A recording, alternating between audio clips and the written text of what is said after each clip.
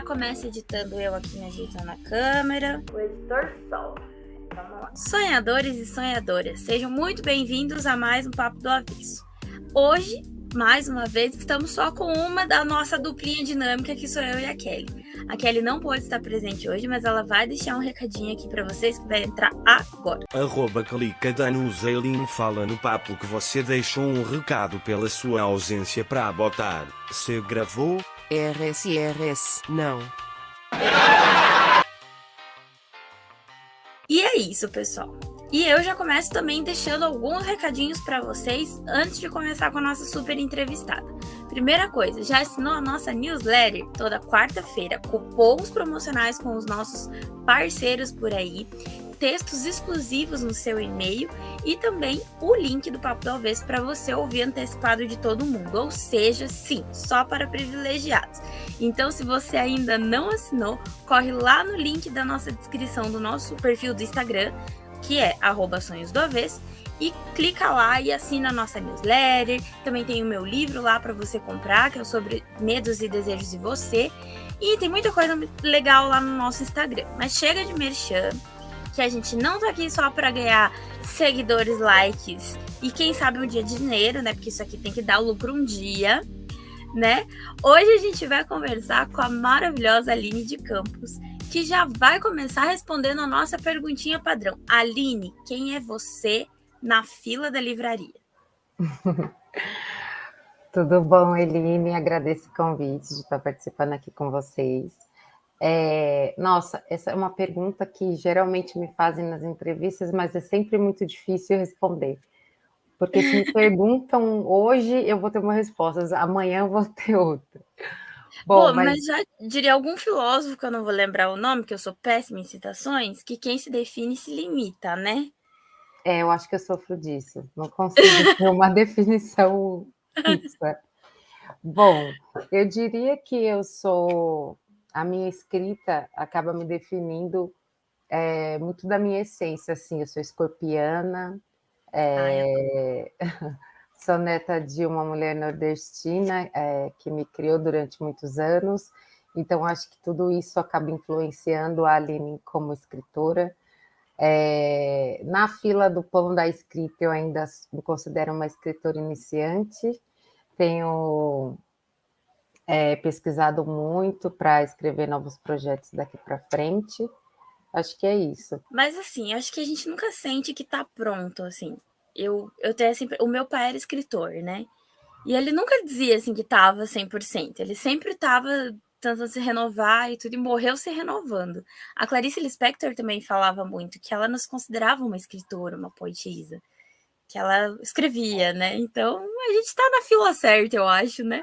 Eu comecei romantizando muito essa questão da escrita, vendo algumas obras, principalmente assim, francesas, espanholas, onde o escritor tinha todo aquele clima de romance, ele precisava de um cenário especial para escrever, e eu sonhava que eu queria viver assim, que era isso que eu queria fazer. Ai, eu né? quero. Quem não? Só que na prática a gente vê, principalmente no nosso país, assim, que viver de escrita não é fácil. Então, eu acho que essa metamorfose constante que eu fico, eu vou me descobrindo com o tempo, assim, cada vez mais qual é o meu perfil como escritora. Não, mas como escorpiana, que eu convivi muito com uma escorpiana, que foi a minha avó, eu acho que são pessoas que sentem com uma intensidade muito bacana, assim. Então eu acho que já é meio caminho andado já para escrever, né? Mas assim, já que você entrou nesse assunto, é uma coisa que a gente pergunta muito aqui pro pessoal. Você tem um ritual de escrita ou você escreve assim, cara, onde eu tiver rola? Porque a Kelly, por exemplo, ela escreve em qualquer lugar. Eu também, assim, eu prefiro escrever no computador, num lugar mais ouvindo a minha Adele, rainha, diva, deusa da humanidade. Mas assim, rola um bloquinho de celular, rola anota no WhatsApp, ou você... Não, você precisa de um ritual mesmo. Olha, eu vou escrevendo algumas coisas soltas, assim, eu tenho o costume de ir em alguns lugares que me marcaram de alguma maneira e aí geralmente me vem algum insight e eu escrevo em notas, textos soltos, assim.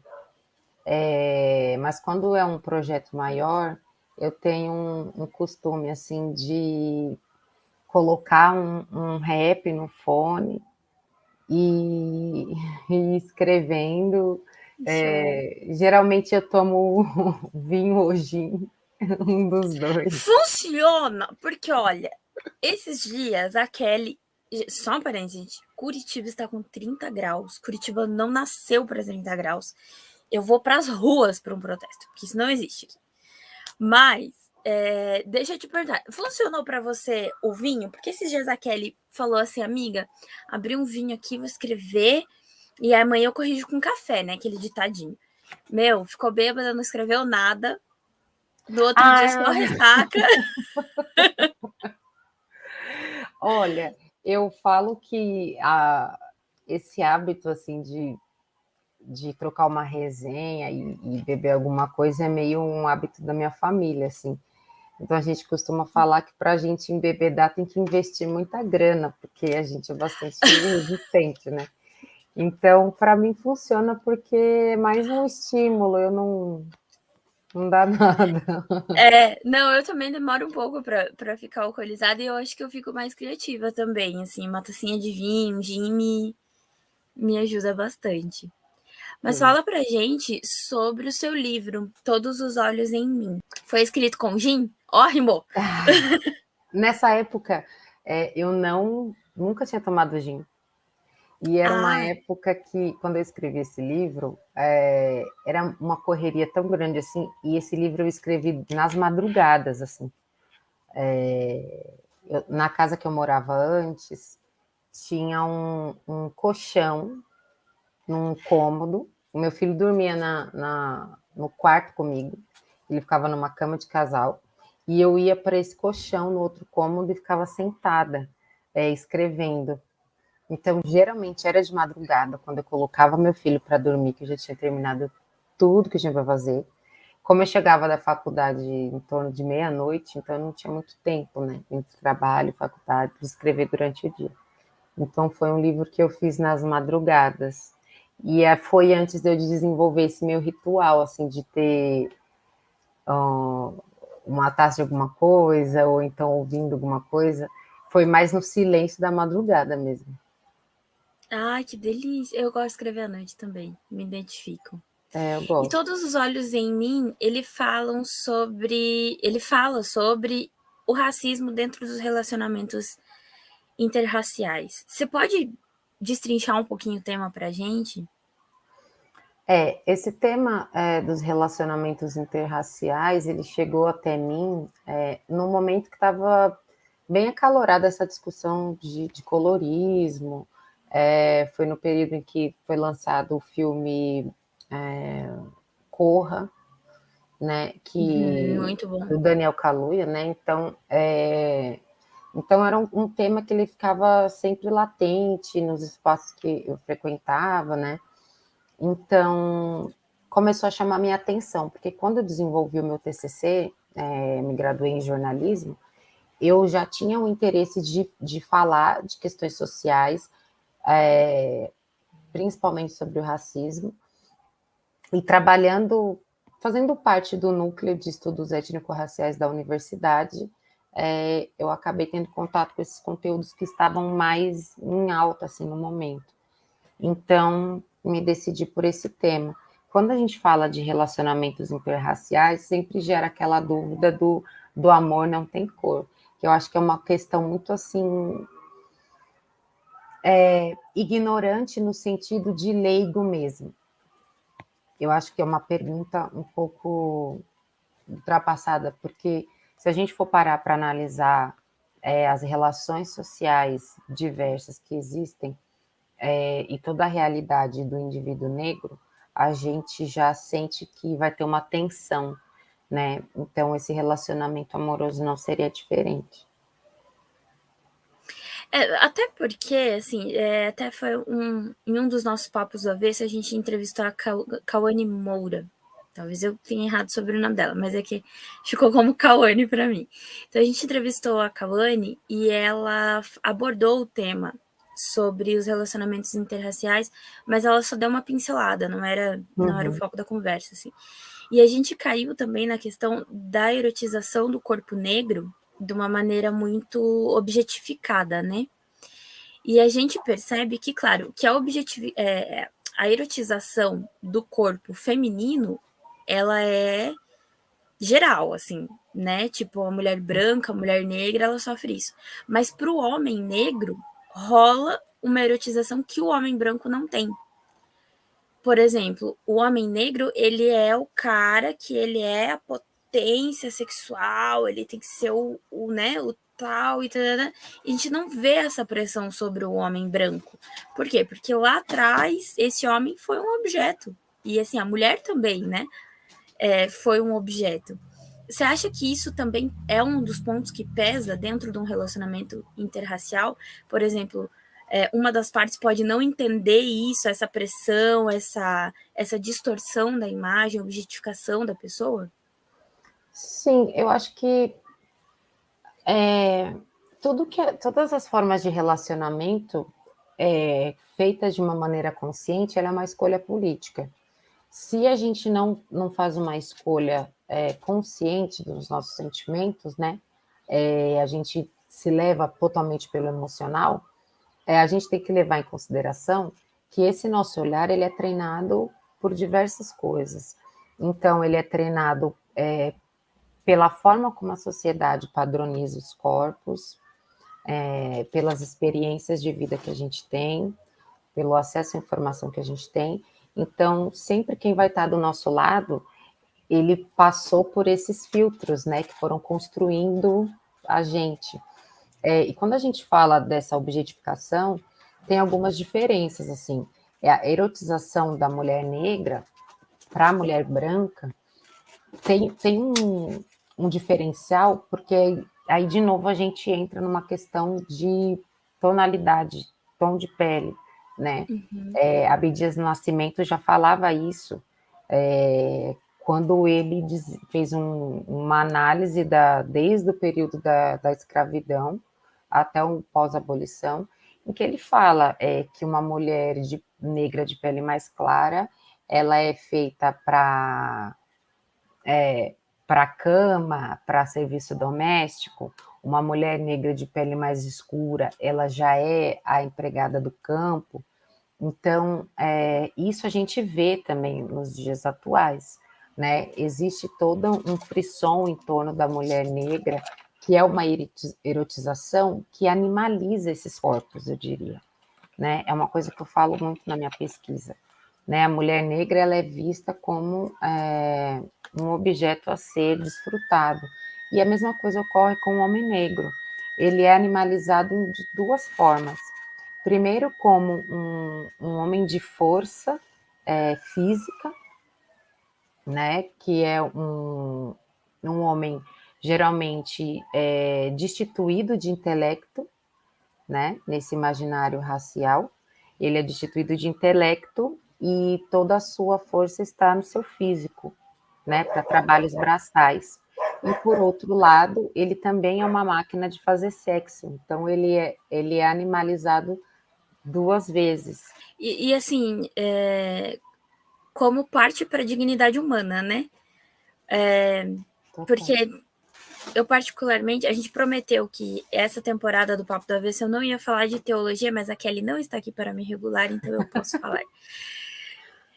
Eu faço teologia, eu estou há 1 ano de me formar, e um dos pontos que a gente vê muito, né, dentro da teologia cristã, é a questão do sexo, como ele foi pecaminado com o passar do tempo pela religião mesmo, né? Apesar de eu fazer a teologia da vertente católica, há um reconhecimento por parte dos professores, dos sacerdotes, da própria igreja, de como o sexo foi passado errado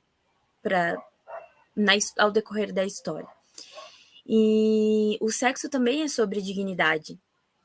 A distorção da visão do próprio corpo distorce a visão do corpo pelo outro e tira a dignidade do outro, sendo que o sexo é divino. sexo também foi criado por Deus, né? Partindo do princípio mitológico cristão.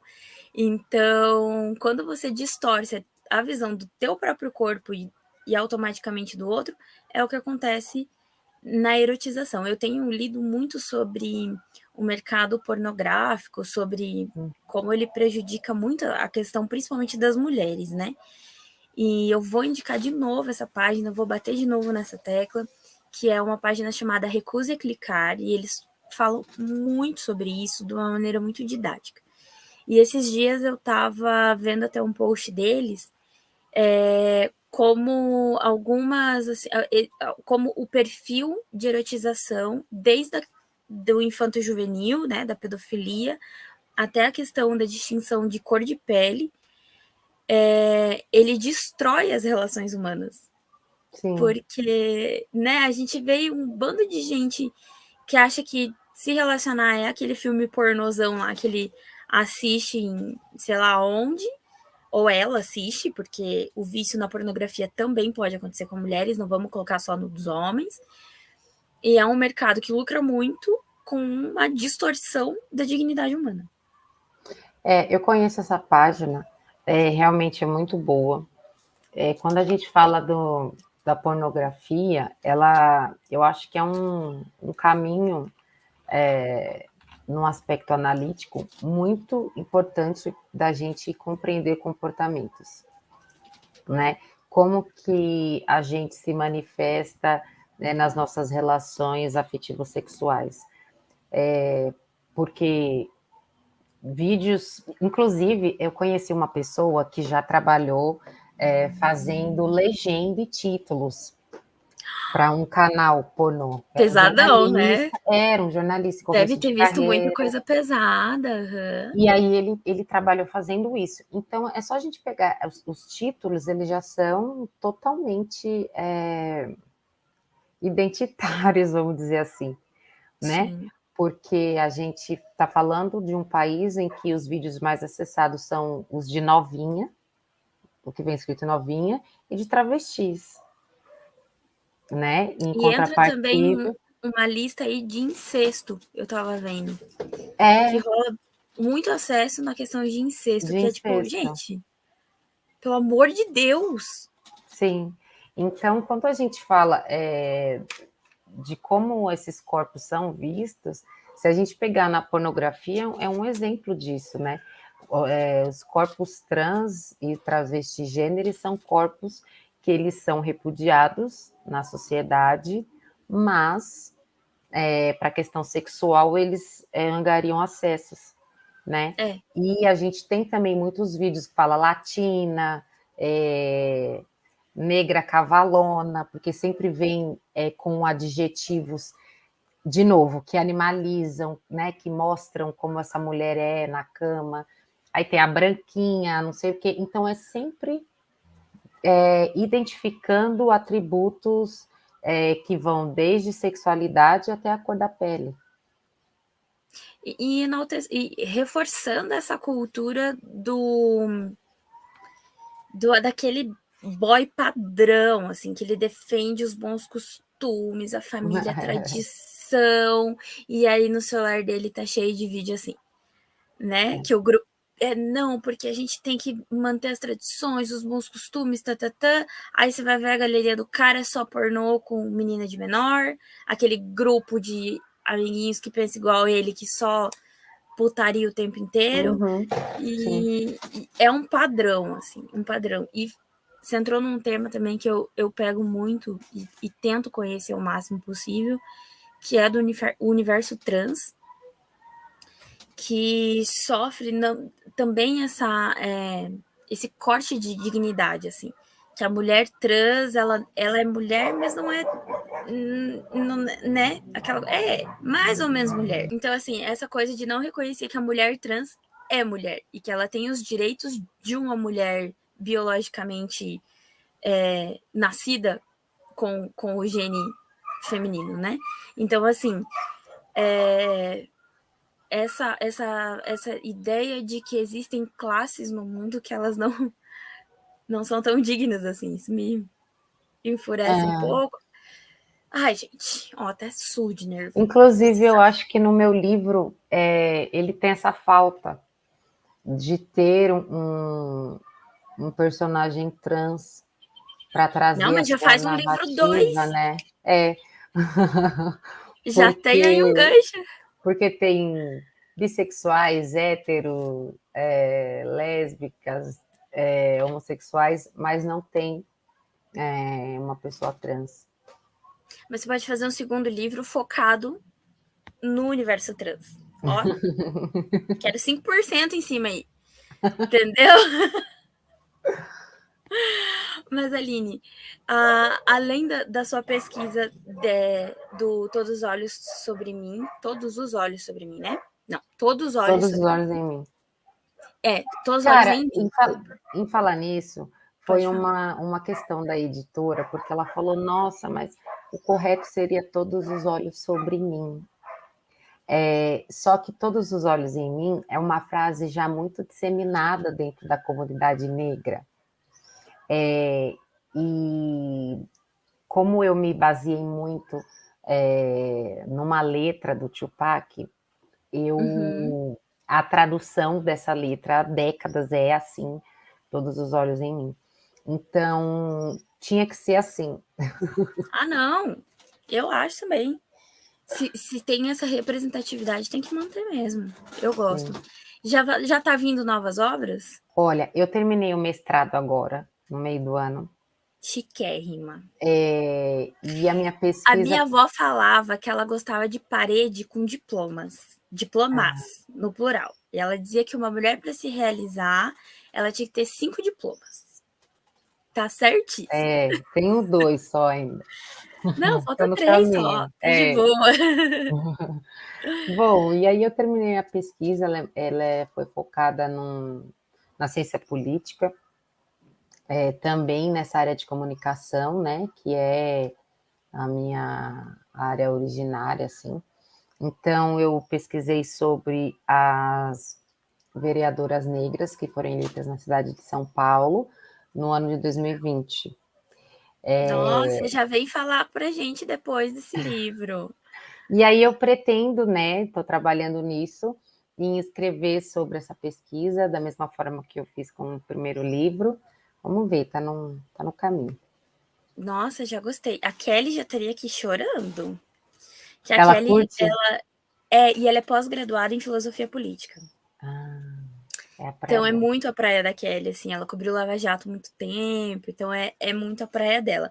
Eu fui já para área religiosa da coisa, eu fiz assessoria de imprensa religiosa e hoje eu tô terminando teologia, também falta 2 diplomas ainda para meta. E e aí ela é super a praia da Kelly. E eu acabei me apaixonando junto para a área de política pela Kelly, assim. Ela que me inseriu nesse universo, assim, então. E ela manja muito. Dá para trocar uma figurinha legal aí. Ah, que legal. Quero conhecê-la, né? Não, com certeza. E na área do jornalismo, você consegue hoje encaixar o jornalismo para a sua escrita? A sua escrita ela é voltada mais para a questão de pesquisa mesmo? Ou você escreve algo mais fora do universo da pesquisa? Eu consigo encaixar, porque já tem alguns anos que eu trabalho com jornalismo na área de política também, voltado para questões raciais, de gênero, educação e cultura. Então, um pouco do que eu pesquiso, eu consigo ter bagagem para escrever sobre esses assuntos, né? Então, eu consigo encaixar bem, assim. Eu acho que é um privilégio, né? Porque quando eu ingressei no jornalismo, eu achava que eu ia fazer uma coisa mais institucional, assim, mercadológica, né? Mas a gente sempre entra com uma ideia nada a ver do que a gente está falando. Porque eu vindo de uma família pobre e tudo mais, eu queria trabalhar com algo que fosse me gerar renda, né? E a gente sempre, eu cresci ouvindo da minha avó que a gente precisava fazer carreira numa mesma empresa, que você tinha que ficar anos lá. Então, assim, eu entrei com esse pensamento, eu já era mãe, então eu queria essa estabilidade. E eu fiz, graças a Deus, assim, totalmente contrário. Porque eu me encontrei dessa maneira. Então, hoje eu trabalho de casa, não tem muito horário certo, assim, né? Sou PJ, então, assim, foi um pouco fora dessas expectativas iniciais de sobrevivência, mas é o que me dá vida, assim. Eu sempre falo que eu quero que a minha escrita sirva de alguma coisa, e eu sou um pouco na contramão da academia, assim, porque o espaço acadêmico, ele é muito, assim, maçante, elitista, branco. Muito. Eu E estudei machista, com bem bolsa. machista. Então, eu não quero fazer a pesquisa para mim ou para os professores que estão lá na universidade, né? Eu sempre quis, quando eu entrei no mestrado, fazer uma pesquisa que ela fosse ativa e que ela tivesse uma aplicação prática. Então, eu acho que eu fui muito feliz assim nessa escolha de trabalhar com comunicação e política. Olha, acho legal a gente entrar nesse tema de academia, porque eu, como acadêmica, hoje de novo, né, aos 30 anos, estou terminando mais uma graduação. E eu entrei justamente num universo muito machista, que é a teologia, né? Então, a gente vê, assim, machista no sentido de como o homem, e não necessariamente sacerdote, porque muita gente pensa, não, tem que ser padre para publicar em revista boa e tal e tal. Assim, eles têm muito mais entrada, isso obviamente, até porque eles têm muito mais tempo. A gente tá falando de você, uma mulher que tem um filho, né? Um filho só? Um filho. Aham. Agora, você imagina uma mulher também aí que tem mais de um, né? Que muitas mulheres aí com 2, 3 filhos e que queriam estar estudando. Então, assim, o universo da mulher, a gente tem filhos, a gente tem família. Eu não tenho filhos, mas a empatia tá aqui, né, gente? Por favor. Então, família, você tem trabalho, você tem que colocar comida dentro de casa, você tem que muitas vezes fazer jornada tripla, né? Que é trabalhar em casa, trabalhar fora, ser mãe, né? Ser filha, tal. E assim, o sacerdote não, o sacerdote ele tem uma vida que é muito corrida, obviamente, porque ele é 24 horas a profissão dele, mas ao mesmo tempo eles têm um tempo de vida dedicado a estudar. A vida deles é para se formar academicamente, para poder dar aula e tal. Sim. E aí a gente é cobrada no nível deles. Não estou dizendo que a gente deveriam aliviar, não é isso. Mas eu vejo pelas exigências burocráticas da academia. São 5 milhões de horas extras. Você tem que estar com um monte de palestra. Você tem que cumprir umas coisas assim para você poder se graduar, para você poder ir para o mestrado, que, gente, é inviável. Ou seu pai te banca, sua mãe te banca, ou você não consegue trabalhar e ter filho e ser casado e etc, etc. Não tem como. E ainda Destoa muito produzir da uma pesquisa realidade. boa e ainda fazer um trabalho de pesquisa que não é fácil, né, Aline? Sim, destoa muito da realidade da maioria das pessoas, assim. Eu, tanto na universidade quanto no mestrado que eu fiz na PUC de São Paulo, eu fiz por bolsa, né? Eu fiz, na universidade eu paguei o primeiro ano e depois eu consegui o ProUni. E fiz pelo CNPq o mestrado. Então, a minha bolsa pelo CNPq, ela previa uma ajuda de custo, né? Além de pagar minha mensalidade para que eu conseguisse realizar a pesquisa. Só que é uma ajuda de custo que já está sem atualização há quase 15 anos. Misericórdia. E eu lembro que quando eu ingressei no curso, a ANPG, que é a Agência Nacional dos Pós-Graduandos, eles reivindicavam essa questão de alteração do valor, de que os bolsistas pudessem se alimentar gratuitamente no campus. Só que depois a gente começou a lutar para estar naquele espaço, não só para se manter nele, porque são duas questões, né? O estudante, desde os anos iniciais até no ensino superior, ele tem a dificuldade para ingressar e tem a dificuldade para se manter lá. Então, antes a gente discutia a dificuldade para se manter nesse espaço. E hoje, com a educação regredindo, as perspectivas de bolsa secando, a gente está lutando para ingressar novamente nesses espaços. É verdade. Então, eu já tinha um projeto encaminhado com a minha orientadora para a gente dar sequência nessa pesquisa para o doutorado, mas eu não me inscrevi no processo seletivo justamente porque não tinha uma perspectiva de bolsa para o curso, né? E não tem como, porque quando você está falando de uma pós acadêmica, você tem que estar livre, disponível para aquilo, porque tem dia que a sua aula é de tarde, tem dia que é à noite, né? Então, Como é que você vai ter um CLT, né? não tem como. Então, é muito difícil, né? Então, hoje a gente E regrediu assim, muito. além das renúncias pessoais que a gente faz também, né? Sim. Eu me vi várias vezes, assim, renunciando coisas da minha vida pessoal, do meu próprio lazer, da minha própria saúde psicológica, pela academia. E foi quando, na pandemia, eu tranquei, porque aquilo já não estava me fazendo mais bem, aquilo se tornou uma tortura. E aí eu falei, não, eu vou trancar, vou voltar quando amenizar a pandemia. Agora temos um novo vírus, né? Então, assim. Mas eu pretendo terminar agora em 2022, eu não quero atrasar tanto, né, a conclusão. E como custa a saúde mental da gente. E não deveria ser assim. Que tipo de... Eu ainda faço teologia por prazeres, pode. Não vai ser a minha carreira principal, né? Até porque eu sou jornalista. Mas eu fico pensando nas pessoas que vão para o mercado de trabalho depois, né? Que faz uma faculdade aí totalmente desgastado, já termina desgastado até com a própria profissão, já nem quer saber mais, entendeu?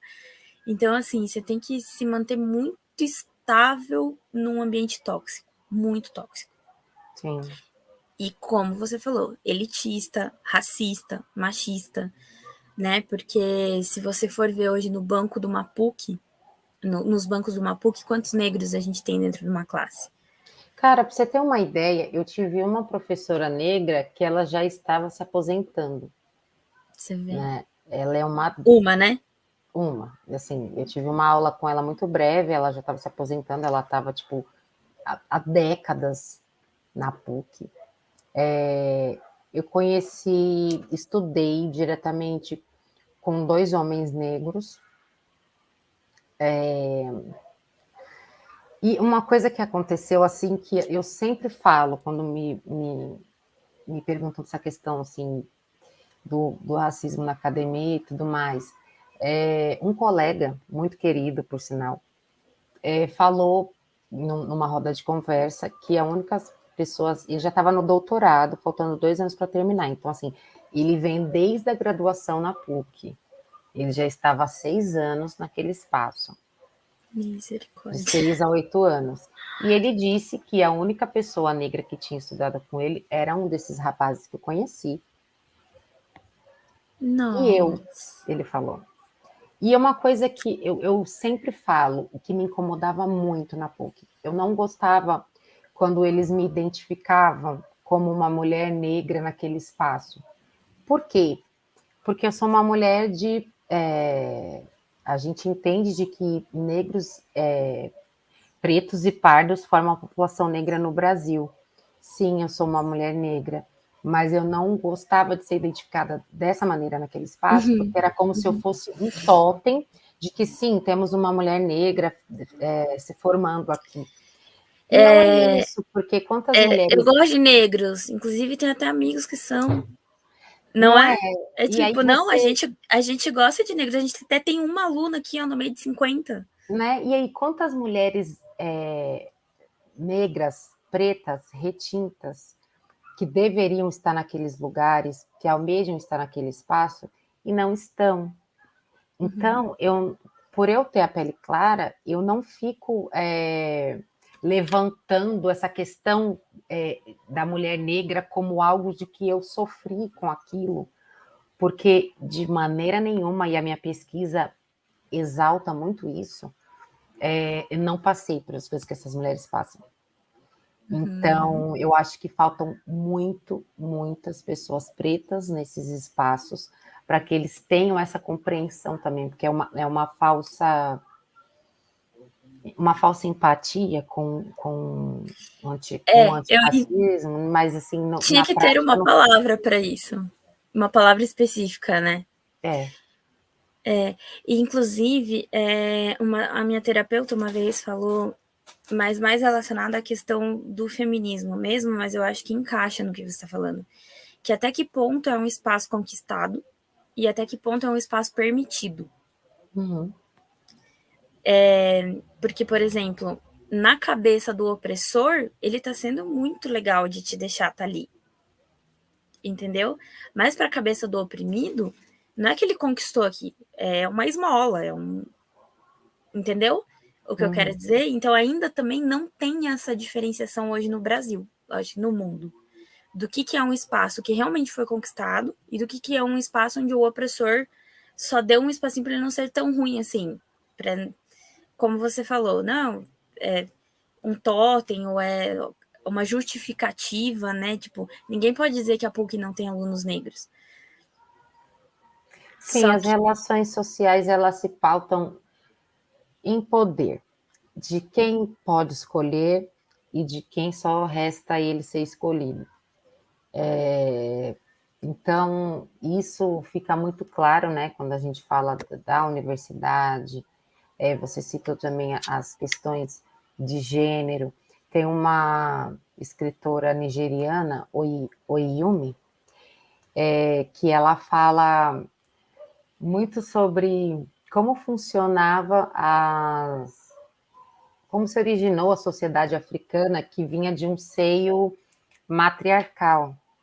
E é uma lógica completamente diferente dessa lógica ocidental que a gente tem, do que é destinado para o homem e do que é destinado para a mulher, né? Então, é toda uma herança que foi perdida nesse tráfico transatlântico, e a gente acabou perdendo esses referenciais importantes que fariam da gente uma sociedade mais, como a gente pode dizer, mais evoluída no lidar com o outro, né? Então, a gente adquiriu muito dessa visão europeia, norte-americana, de que o homem branco é o centro das coisas. Concordo. E a gente também perde a noção de que as mesmas pessoas que defendem esse modelo patriarcal não entendem que tudo estava envolto do matriarcado antes disso. Toda a nossa história, como civilizações, sempre foi envolto do matriarcado, e o patriarcado foi imposto, né, por disciplina, como você disse, por questões de poder, né? Sim. E hoje a gente sofre tudo isso porque lá atrás alguém mudou uma vírgula onde não podia ter mudado. Isso que me revolta. Mas, Aline, fala também um pouquinho pra gente ainda sobre a sua pesquisa do seu TCC, Todos os Olhos em Mim. Quais são os referenciais você falou do Tupac, mas eu queria saber se houveram outros referenciais de outros artistas em cima dessa obra.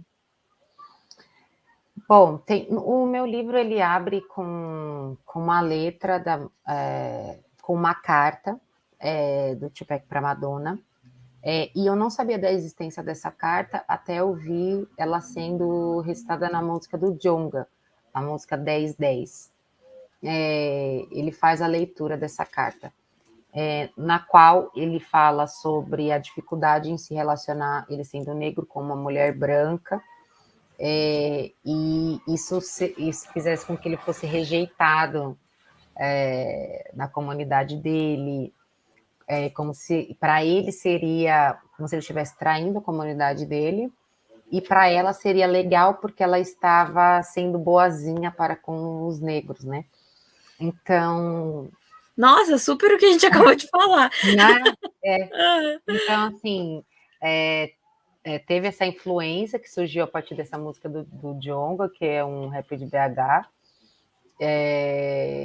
Por eu ser uma grande fã de rap, muitas coisas que eu faço, a maioria das coisas que eu escrevo, elas têm um referencial de algum artista preto, assim, inclusive no meu mestrado também, eu cito Lued Luna, então, assim, eu coloco essas pessoas como minhas referências.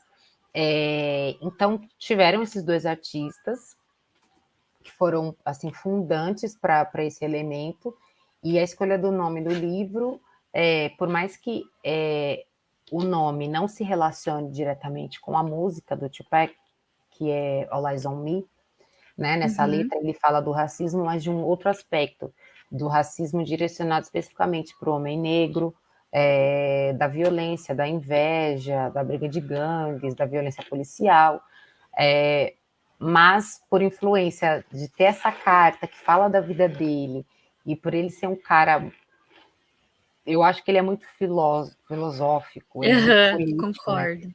Então não tinha como não trazer esses elementos. Então são dois artistas que aparecem nesse trabalho. Bacana. Você também cita outros intelectuais no seu livro, né? Sim. Pode falar um pouquinho pra gente? Eu comecei com o Abdias do Nascimento, por indicação da minha orientadora, porque Genocídio do Negro Brasileiro é um livro, assim, infelizmente ainda muito atual, e o que eu acho genial nesse trabalho do Abdias é que ele não fala somente da escravização, né? Ele fala o que essa escravização fez com essas pessoas, né? E como através desse processo nós chegamos ao momento que nós estamos hoje. E eu acho que é isso que falta também da sociedade se debruçar um pouco. A gente fala muito dessa questão do período escravocrata, das situações, e aí é muito... O pessoal racista, né, começa a falar, nossa, mas já passou, não fui eu que escravizei ninguém, nananã, nananã. Ah, sim, essa Né, dívida não é minha. Isso, então assim, não é sobre isso. Por isso que eu gosto do trabalho do Abdias, não é só sobre isso. É o inverso do meme, não é sobre isso e não tá tudo bem, né? Surge, né, a questão surge a partir desse período, né, mas a obra dele vem trazer como esse período estruturou todas as relações e as dinâmicas sociais. Então, é isso, é como esse momento da história, que foi muito longo, ele fez com que a gente chegasse na sociedade que a gente vive atualmente. Então, eu trabalhei muito com Abdias no meu trabalho, Claudete Alves, que inclusive ela foi uma vereadora em São Paulo, em algum momento, que agora eu não me recordo o ano, mas, assim, quando eu comecei a estudar, a Claudete, eu não sabia disso. Mas ela era muito referência, porque ela escreveu sobre a solidão da mulher negra, né? Então, ela foi muito referência para esse trabalho, mais para frente, continuou sendo meus trabalhos mais recentes, né? Então, são duas pessoas que aparecem bastante. A Lia Weiner também é uma psicóloga, ela é uma mulher branca, casada com um homem negro, e ela fala muito sobre a interracialidade dentro da psicologia. Então, como o meu trabalho, por mais que ele seja jornalístico, ele traz um viés muito antropológico, assim, e eu acho que o trabalho da Lia, tratando esses aspectos emocionais, também são muito importantes, porque é um livro-reportagem em que é narrado a partir do sentimento do entrevistado, né? Então, acho que esse trabalho dela agrega bastante. Jurema Werneck também é maravilhosa, assim, eu sou apaixonada nela. Aline, eu vou te fazer uma pergunta, mas assim, tá saindo um pouquinho do seu livro, mas também tá. Eu sou filha de mulher negra, por incrível que pareça, nessa brancura leitosa, eu sou filha de uma mulher negra e eu tenho muito orgulho de falar isso, porque a questão do racismo, eu vi a minha mãe passar, apesar de não ter uma convivência com a minha mãe, mas eu vi o racismo de comentários de pessoas, principalmente por eu ser branca e eu ter nascido muito clara. As pessoas sempre fizeram piadas muito maldosas a respeito da minha mãe. E eu queria saber se tem algum personagem, ou se você pode comentar um pouco o impacto de mulheres que acabam tendo filhos muito claros e aquelas e enfrentar esse preconceito, porque existe um preconceito fortíssimo, fortíssimo, com o fato de uma mulher negra ter um filho que às vezes puxou lá o pai, que é claro, ou até mesmo, não sei, né? Eu não entendo nada de genética, né? E assim, piadas no tipo, vou até citar para que as pessoas vejam o exemplo de como às vezes um comentário engraçadinho, na verdade, é muito babaca. Que falavam assim, a gente achava que a Eline ia escurecer um pouquinho a família. Tipo, comentários do tipo, se você sai com a sua mãe na rua, eles vão achar que ela é sua babá. Então, existe citações na sua pesquisa, ou até mesmo você que pesquisa nessa área pode comentar um pouquinho pra gente do impacto psicológico na mulher? E no homem também, né? O trabalho da Lia Weiner, ele vem muito falando dessas relações familiares, assim. Inclusive, indico, se você quiser dar uma pesquisada, Nossa, ela super. trabalha muito nessa questão de dinâmica familiar. Na minha pesquisa, especificamente, tem uma das minhas entrevistadas que é muito discutido na família dela essa questão de enegrecer ou embranquecer a família, né? E assim, muitos dos entrevistados eles partem dessa mesma configuração de um dos pais ser negro e o outro branco, né? E eles falam muito sobre comparações, né? Comparações que se tem, se vai ser mais escuro, se vai ser mais claro.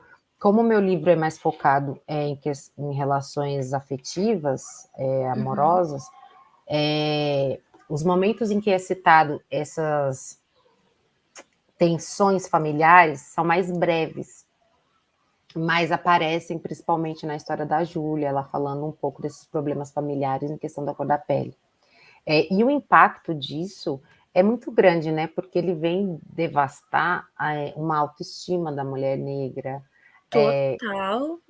E nessa entrevista que eu estou te falando da Júlia, ela fala muito sobre como isso fez com que ela tentasse se relacionar com pessoas brancas para que a família ficasse mais satisfeita, né? Para que as pessoas ficassem mais contentes de que... E assim, ela não fazia isso intencional, e é o que a gente estava conversando no início, né? Não é intencional, o seu olhar é treinado para isso. Por isso, cada capítulo do meu livro é sempre se referindo a tipos diferentes de olhares. Porque é justamente isso, a nossa subjetividade ela é capturada por essas tensões sociais, assim, e por essas relações de poder. Então, além de afetar a autoestima, a saúde mental, isso gera um conflito muito grande, interno e externo, com as pessoas que você está lidando, sem dúvida. E cria ciclos intermináveis, né? Eu tenho uma amiga que ela é negra, e ela é casada com um homem branco. Inclusive, a família dele é polonesa, pra você ter ideia, assim, tipo, bem racista e tal, assim, né? E ela faz piadas racistas, assim.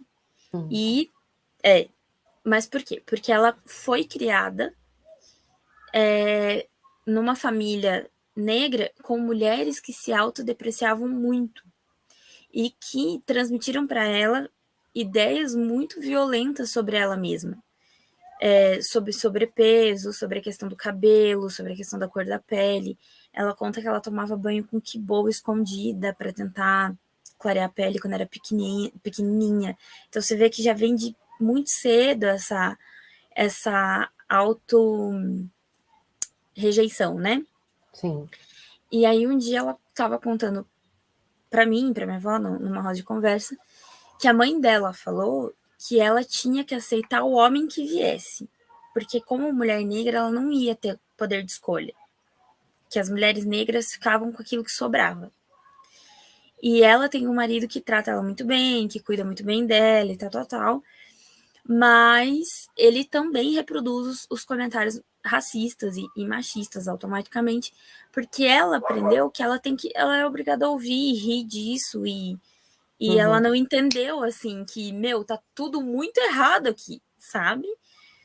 E com o passar dos anos, a gente ao redor tenta, né?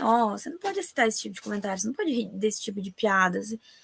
E assim, eu que tenho um pouco mais de intimidade, eu pego no pé do marido e falo, cara, você não pode falar assim da sua esposa e tal. E aí eu fico pensando, eles não têm filhos, mas se ela tivesse uma filha negra, essa filha ia crescer vendo o pai e a família ter atitudes racistas com a mãe, e a mãe não ia falar nada, e isso poderia influenciar futuramente as decisões dela e as reações dela e o modo dela de se posicionar no mundo.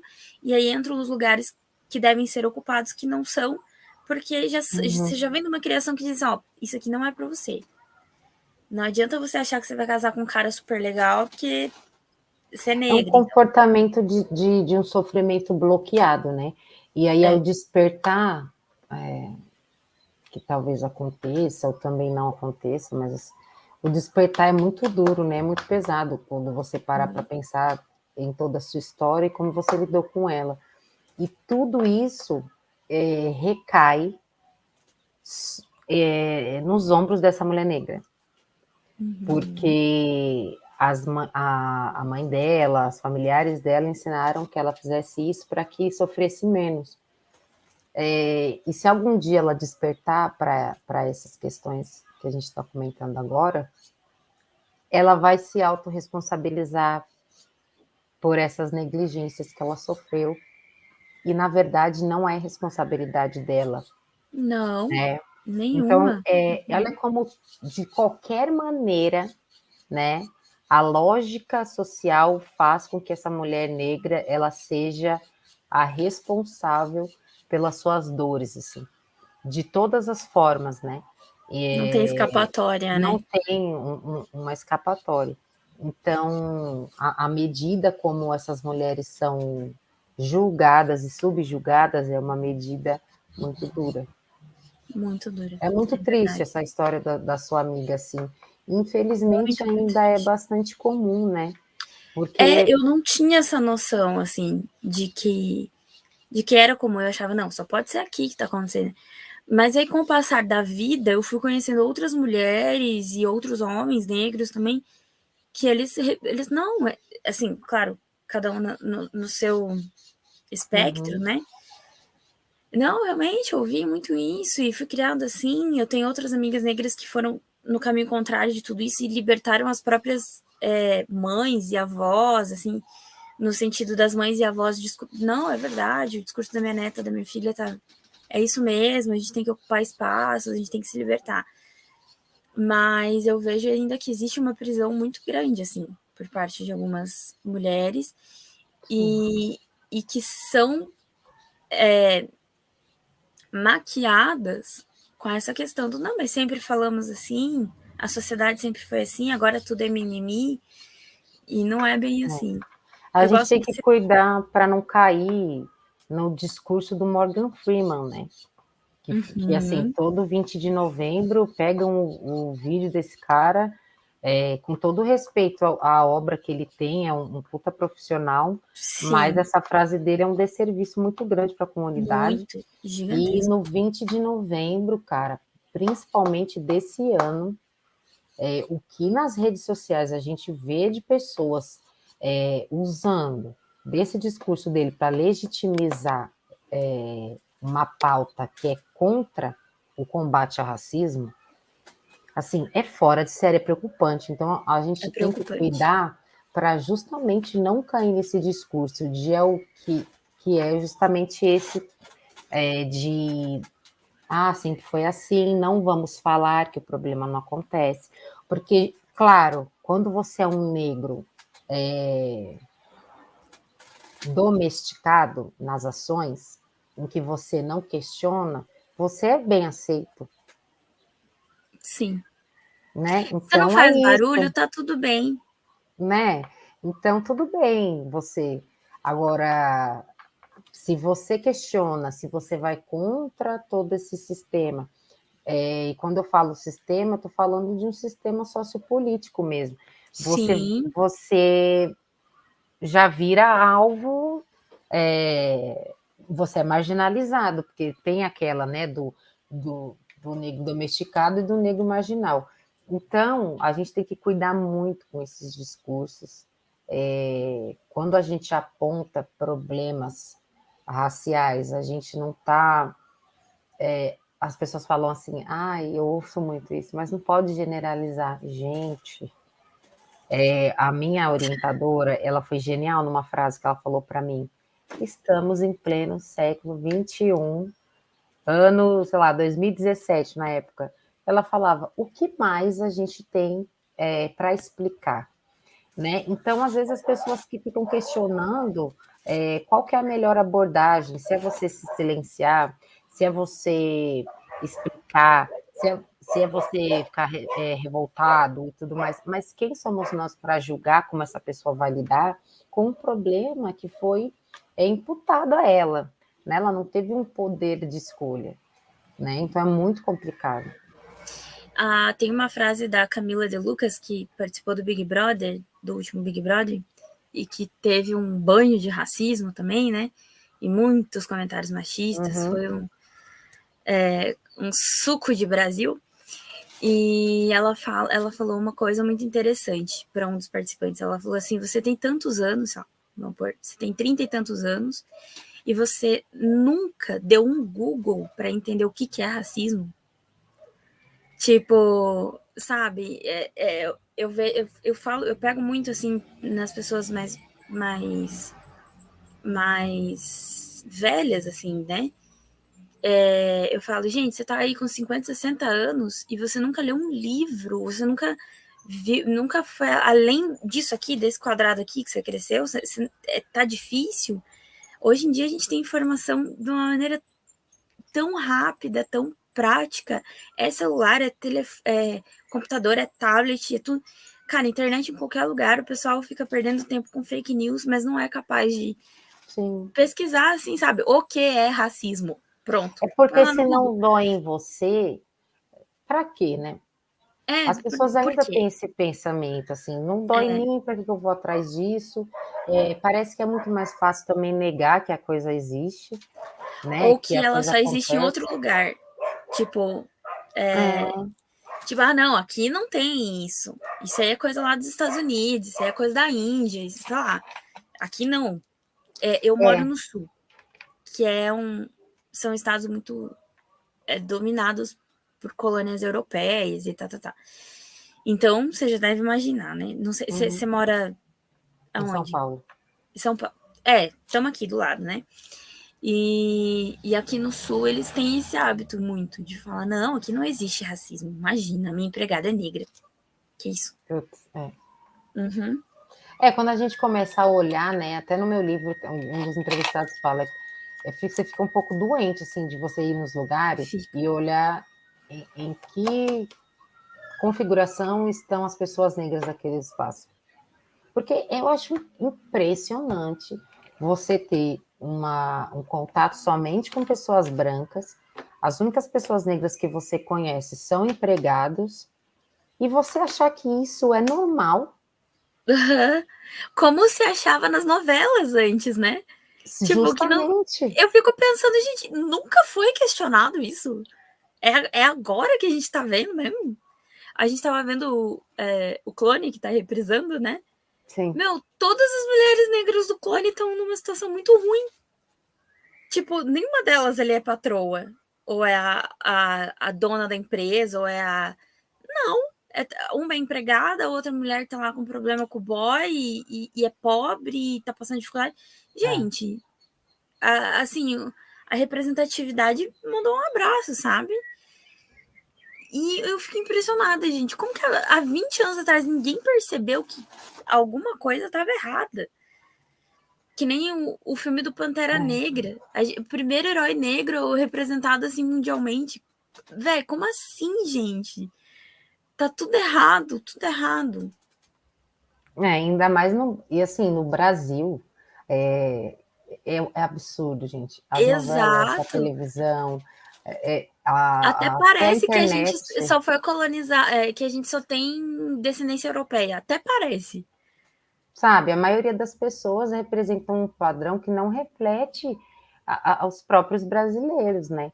Então, tudo isso mexe com o imaginário e faz com que a gente tenha nossos interesses corrompidos. Com certeza. E assim, já até abrindo um pouco o leque, a gente não tem representatividade indígena, né? Ainda existe Sim. uma ideia de que o indígena é aquela pessoa que vive lá num lugar que não tem tecnologia, tal. Até a indígena que fez um discurso poderosíssimo na COP26, agora em novembro, foi super atacada pelo fato dela ser antenada, dela ter redes sociais. O pai dela, ele já vem sendo ameaçado de morte. Ridículo, sabe? Não se tem consciência do que é a população negra, não se tem consciência do que é uma imigração de outras nacionalidades, assim. Eu vejo muito pela questão dos imigrantes que vieram da Venezuela, que são rechaçados, os haitianos que são rechaçados. Então, assim, o brasileiro tem uma ignorância da própria cultura e acha essa ideia de que você é europeu, gente, não é, tá? Eu moro num bairro aqui que é em Curitiba, que é italiano. E aí as pessoas falam, não, eu sou italiana. Eu falo, não, você não nasceu aqui? Nunca pisou na Itália. Nunca. E a pessoa fala, não, mas é que eu sou italiana. Não, você é brasileira, tá? Me desculpe, mas assim, que legal que seus avós vieram de lá e tal, mas você é do Brasil, tá? Difícil, é puxado, né? Difícil. Aline, estamos chegando aqui no finalzinho da nossa entrevista. Eu, por mim, ficava mais umas 15 horas, já ia ali pegar uma geladeira, uma cervejinha pra gente dividir esse papo, um gin, né, que você gosta de gin. Mas a gente vai ter que encerrar. Aline, muito, muito, muito, muito obrigada. A casa é sua, já estamos esperando você pro seu segundo livro. E daí você, assim, ó, já sabe, né? Põe o pé no sofá, tá em casa, brinca com o cachorro, é aqui. Eu vou convidar também você, querido ouvinte, querido assistente, a nos seguir nas redes sociais. Volto a dizer, é @sonhosdoavesso. Segue a gente no Instagram, no Facebook, assina a nossa newsletter de toda quarta-feira. E se quiser seguir as minhas redes sociais pessoais, é Li_Carrano. O da Kelly é @KellyCadanos.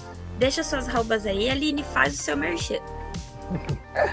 Eli, muito obrigada, amei estar aqui batendo esse papo com você. No meu Instagram, o Facebook, eu assim, raramente apareço, mas no Instagram eu apareço bastante, @Aline, CAMPXS, é Campos, só que no lugar do O é um X.